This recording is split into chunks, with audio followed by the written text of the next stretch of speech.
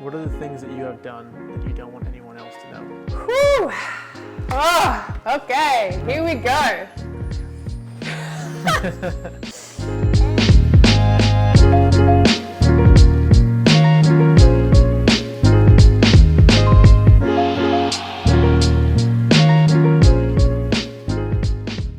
You speak about making millions while impacting millions. Can you elaborate? You can't sell a secret is the fundamentals of that. You know, if I think about Blue and Aubrey Marcus and Joe Dispenza and all of these people that are doing amazing things and bringing a lot of awareness to the world, they have a platform to do it from. And I believe we can truly create change when we have the abundance to do so. And for me, money is a frequency of love. So how much can I love myself and how much can I love the people in the world around me? I think we're so conditioned to believe that money's the root of all evil. Well, if you use that money to create evil, yeah. But if you use that money to create more love and more abundance and more opportunity for other people, then we are literally just using it to magnify the love that we have within ourselves and the compassion and abundance that we can share with everyone around us. For me, yeah, filthy, rich and famous, but grounded as fuck. So I want to come into this world and do big things so I can create big awareness, you know. Feminine embodiment is a trending hot topic right now, and for good reason. What does this actually mean? One of my biggest embodiment processes, one of my biggest journeys and one of my biggest lessons has been coming back to my feminine essence. In my marriage, I was very much in my masculine. I was very much in control. And I guess because of that wasn't really being me. I had this default setting that if I controlled everything that I would be safe. And given that there were no masculine role models in my life, I had to be that masculine role model for myself. And that means I wasn't in alignment, I was out of balance, I was stuck in my doing, there was no flow, there was no sensuality, there was no sexuality, it was all very rigid and controlling. And for me, feminine embodiment, you know, it's wearing pretty dresses. It's interesting, I wouldn't wear a dress. God, 2 years ago, I would wear business suits, I would wear jeans, but florals and colours and flowers and anything pink would trigger the fuck out of me because I had so much wounding around being feminine. You know, my deepest wound was my betrayal and abandonment from my mum, and that bled into all my female relationships, including the one with myself. So for me, feminine embodiment is giving yourself permission to be all of you. How would one begin and deepen their journey to integrating their own feminine? Surrender. I think, especially in corporate, and trying not to generalise, but especially when we are in society, we've been programmed, and the men have certainly been programmed to not be men. You know, absent fathers and men who don't really know how to be firm but gentle, so they're overbearing, that toxic masculine, and not toxic masculinity, because I too dislike that phrase. I think there needs to be more strong men to lead strong men and to show strong men how to be men. But we also need the women to surrender to allow it to happen. And it is really hard to do that unless you're going to do the work to understand why you're triggered to be in control and to really heal the wounds that are generally left by our parents and our lineage even. My granddad was a beautiful, beautiful man, but I still remember moments, you know, and he's been one of my biggest role models, but I still have memories of moments where, you know, he would be drinking and he would be abusive to my grandmother. And for most of my memories, he was a beautiful role model of strong masculine, but he wasn't perfect. And I think it's understanding that none of us are, and really doing the work to heal the wounds so the lens in which we see the world isn't skewed by our past, and we can really step into our present and live our lives through a clean lens. What changes has your embodiment created in your life, relationships, and business? Oof. I've lost 35 kilos. 2 years ago, I was 105 kilos. And I think because I didn't love myself, if outwardly I wasn't appealing to the world, then it didn't matter that I didn't love myself because I didn't want anyone to love me anyway. You know, I shifted the weight, for example, by getting to know my body and deeply listening, and now I eat intuitively. I fast generally because I'm not really hungry until after lunch. Grains don't sit well in my stomach, so I choose not to eat grains. Sometimes I love meat, and that's okay. Sometimes all I eat is veggies for a whole week, and that's okay. So I really started to learn what my body wants and give her that, and move how she wants to move. Like I actually used to be a gym junkie and, you know, run around half naked with a six-pack. Definitely looking for attention. Poor little wounded me. But I was unhappy and unhealthy. You know, I ate rice and chicken, and that's pretty much all I ate. And lifted weights and was in my masculine. Like I was proud that I could bench press 50 kilos, and really just used my looks as an outer shell to deflect the pain that I was feeling inside. But when it comes back to being embodied and really starting to listen to what you need and move how you want to move, then your body responds to that. She responds to kindness, not hate. I wear dresses now. You know, I'm softer. I can surrender. I can allow the world to hold me. I can allow the masculine to hold me. I can allow life to hold me. That has only come through deeply cultivating the ability to surrender, but coming from a place of love and trust for myself that no matter what happens, I know I've got me, so everything else will be okay. What are the things that you have done that you don't want anyone else to know? Whew! Oh, okay, here we go. And I'm sorry to my ex-husband who doesn't know this about me. And part of me wants to say that you never asked, but I never gave you the chance to ask either. I don't even know how old I was, but there was a moment where there was a boy that was older than me in high school. And I think if I did the maths, it would technically be called statutory rape, but I was aware enough to make those decisions, and whether I was groomed or whether it was just because I come from a childhood that was overly sexualised so young, that when I was 12 or 13, I would sleep with an older kid from school. And I think we're so conditioned to not talk about it or to play victim. But from memory, I chose it. And I think I chose it because I actually got to experience pleasure. And actually, I've never spoken that to anyone, so welcome to the inner, welcome Mace, to my deepest, darkest secret. I don't harbour resentment for him or what happened. A lot of shame, a lot of sadness for that little girl that thought she needed to seek love in that way. A lot of anger, because I think part of it was like I wanted to get caught. It was a scream for help to say that I'm not okay and that I know that I shouldn't be acting in this way, but that's how much I'm deeply hurting. To stealing in my teens. I think most teens go through this. I used to steal smokes out of my nana's handbag, and then she caught me one day and she sat me down and she said, if you think you're cool and you want to smoke, I want you to, because I used to like bum puff and think I was cool, and she was like, cool, you want to smoke? But I started smoking when I was your age. Smoke the whole fucking thing, and I want you to drag it all the way into your lungs. And I sat there and I tried to smoke it, and I dragged it in and I coughed up my lungs, and I literally never touched the smoke ever since, because I was like, if this is how you actually smoke, fuck that, I don't want it. To shoplifting, to stealing credit cards when I worked in Woolworths when I was younger. Again, I believe that was a strong scream for attention, and I just really wanted to escape the life that I was in, and the only way I knew how to do that, it was probably an addiction to shopping at the time, to if I bought nice things then I could use that mask to pretend I was someone else. The cops found out and I was only 17, so it's not on my record.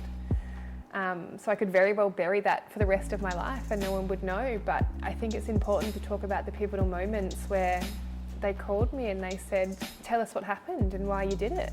And I explained to them, you know, my childhood, and I was living out of home at that age. I moved out of home when I was 15. It's when my uncle was abusing me and no one in my family was aware, and my brother moved out of home, and I didn't, not that he was protecting me, but just not having him there made me feel less safe. So I moved out too. I had a girlfriend that spoke to my nana and said, hey, I want Lezly to come live with me and I'll help her get to school and I'll help her get to work. And fuck, she would have only been 23. So I moved in with her and her boyfriend. And when the cops called and I realised I'd been caught, and they'd pretty much said that if I didn't, if I quit my job and I didn't do it, that would, like, this was my warning. It's like the universe had my back then and sort of set me on the right path, because I was like, wow, that was close. I could have really ended up in juvie or ended up with a record, and I've had a few close calls where shit's just gone wrong and the universe has kind of gone, yeah, we're going to steer you back on track now. To being 19. And so when I was 13 or 14, I had, 13 and 15 it must have been. I've got two younger sisters, one's 21 and one's 25. 13 years or 12 years younger than me. My nana raised them and we lived with my nana, so we helped. And then I moved out of home when I was 15, 16, and then moved into a house with my brother when I was 17, and moved to Perth when I was 19 with my boyfriend at the time, or actually 17 with my boyfriend at the time. And then when I was 19, my nana called me one day and she said, Lezly, I'm getting old and I can't look after your sisters forever, and I'm going to need you to help me one day. And I was, maybe 20. And I was working in real estate and I had a really good job. And she called me and said, I'm going to need your help. And thankfully for me, I've always sort of been self-aware. So when she called me, I said, look, can you give me 12 months? Because I really wanted to not hold resentment for my sisters for giving up my life to help raise them. So I quit my job and I moved to the Gold Coast. And I thought, okay, I really want to live my life. I really am just here to go wild and to not be the responsible one all the time. Because I'd always been, not having parents, I kind of stepped into that role of, and I've always been quite smart. I got ducks at the school and I could always tell that I was going to be the one that broke the generational curse of not being anything or being anyone. And I don't say that with malice or judgment. Like, it genuinely, my mums and all my uncles, no one had a higher education. All of them are either drug addicts or alcoholics. So there was this immense amount of pressure to make something of my life. So when my nana called me, I quit my job, moved to the Gold Coast, and I was like, how do I make the most amount of money for the least amount of effort? And how can I just have the best time of my life? So I became a topless waitress. And I pretty much got paid to take cocaine for 9 months. And fuck, it was, I think we all have stories of, or most of us have stories of being the wild child and partying too much. And for me, it was just this absolute sense of freedom, this absolute sense of I don't have any responsibility, and probably numbing myself as well to the reality of the life that I knew that I was going back to. Really just wanting to, I never really drank and I hadn't really taken drugs up until that point. And because the fear of becoming my mum, right? Because she was a drug addict and I didn't want to be that person in my family, but it meant that I'd lived quite a rigid life. I grew up around bikies and drug dealers, so I wasn't completely innocent until that point, but I'd never really let myself be irresponsible. I was always in control. So for 9 months, I worked at parties and got my boobs out for a living and worked with what God gave me. And I have carried a lot of shame around that, like I should have known better, or it meant that I should think less of myself, or it meant that everyone else would think less of me as well. I actually have less fear about getting naked now because I view the female body in a different way. I don't need to overly sexualize myself to have confidence. I can fully step into who I am in all of me, and that includes the naked form. Speaking shame into the daylight is really where the catalyst for change happened for me. I was lucky enough to have a beautiful coach who held me in that conversation. And it really then started to snowball my healing, because I wasn't afraid to speak that truth anymore. And I wasn't afraid to look within to bring to the light what needed to be healed. So really the past 2 years has been a deep dive into that shame and that pain, and really understanding the conditioning and the programming that got me to be who I am today. When I left my ex-husband, I felt emotion that strong and that intensely that I thought I was going to take my own life. And it was really because I'd never allowed myself to feel emotion to the depths that I'd felt emotion at that point in time. You know, for 4 hours I was crying and screaming and really processing, you know, all these tools that I'd been taught to process my emotion and feel to heal. But when you're in the depths of it, when you haven't allowed yourself to feel for pretty much your whole life, it can be very overwhelming.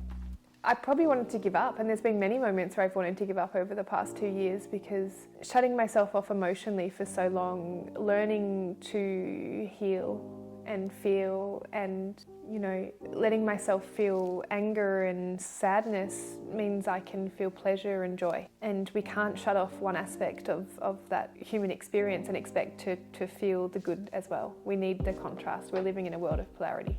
I then came to, you know, manifest a beautiful friendship where I had this best friend,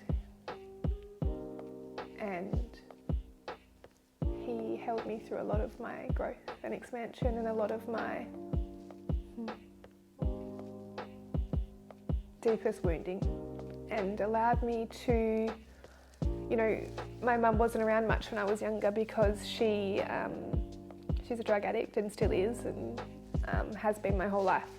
And the one thing that I remember her telling me was, because you were born a woman, you'll be sexually assaulted, and then she essentially manifested that to happen. But because you're a woman, you can also manipulate men and you can get what you want just by having sex with them. So that was programming that ran through my childhood, not even my childhood, my teen years. I was sexually assaulted by family members. The earliest memory I have is being locked in a room at 2, and thankfully I don't have the full recollection of what happened, but I can feel evil, and I can feel my innocence being taken. And I can feel the moment that my mum's heart broke. Because when you're in a place where you've already given your soul to the devil or drugs or whatever it might be, and you bring something so pure and so innocent into the world, it's almost like in that moment she wanted to protect me, but she didn't know how.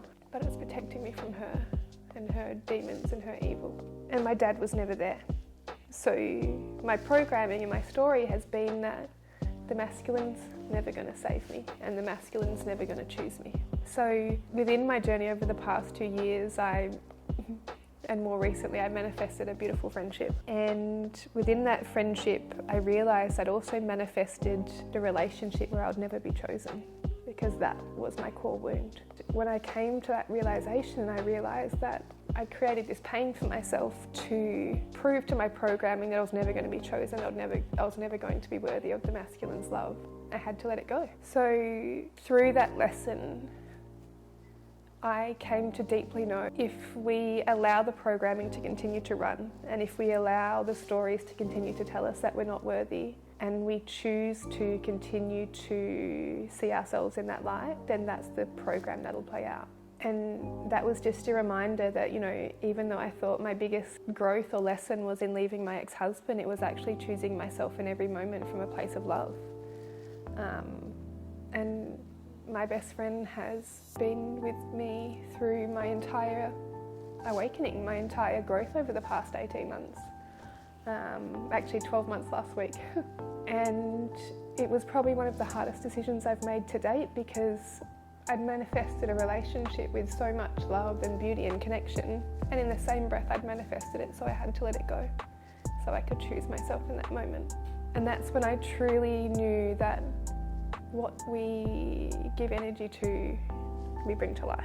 And I wanted to choose different, and I want to build a life where I get to choose different. I want to be chosen in all that I am, and I want relationships where we hold each other in our wounding and we support each other in our growth, and we can lean into the edges of what doesn't feel comfortable, and we can really start to understand each other's stories and help rewrite the ones that need to be rewritten.